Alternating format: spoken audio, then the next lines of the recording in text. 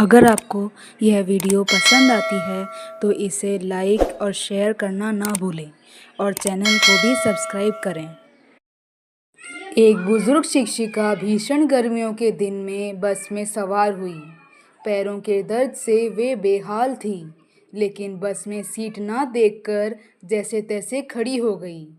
बस ने कुछ ही दूरी तय की थी कि एक उम्रदराज औरत ने बड़े सम्मानपूर्वक आवाज़ दी।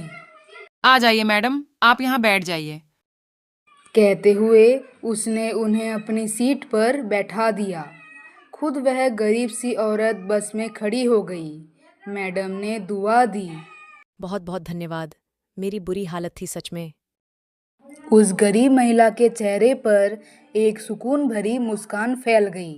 कुछ देर बाद शिक्षिका के पास वाली सीट खाली हो गई, लेकिन महिला ने एक और महिला को, जो एक छोटे बच्चे के साथ यात्रा कर रही थी और मुश्किल से बच्चे को ले जाने में सक्षम थी, उसे सीट पर बिठा दिया। अगले पड़ाव पर बच्चे के साथ महिला भी उतर गई। थोड़ी देर बाद सीट खाली हो गई, लेकिन नेक दिल महिला ने बैठने का लालच नहीं किया। बस में चढ़े एक कमज़ोर बूढ़े आदमी को बैठा दिया, जो अभी अभी बस में चढ़ा था। थोड़ी देर में सीट फिर से खाली हो गई। बस में अब गिनी चुनी सवारियां ही रह गई थी।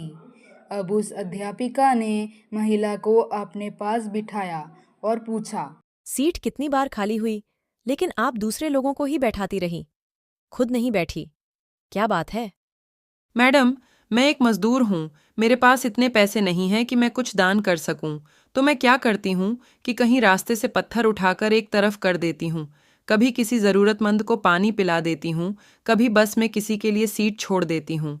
फिर जब सामने वाले मुझे दुआएं देते हैं तो मैं अपनी गरीबी भूल जाती हूँ। दिन भर की थकान दूर हो जाती है।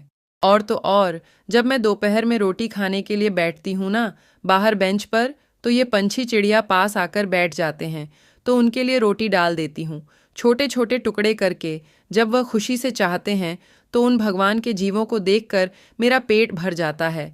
पैसे ना सही, सोचती हूँ दुआएं तो मिल जाती हैं ना, मुफ्त में फ़ायदा ही है ना, और हमें लेकर क्या जाना है। शिक्षिका अवाक रह गई। एक अनपढ़ सी दिखने वाली महिला इतना बड़ा पाठ जो पढ़ा गई थी उसे। अगर दुनिया में आधे लोग भी ऐसी सोच को अपना लें तो धरती स्वर्ग बन जाएगी।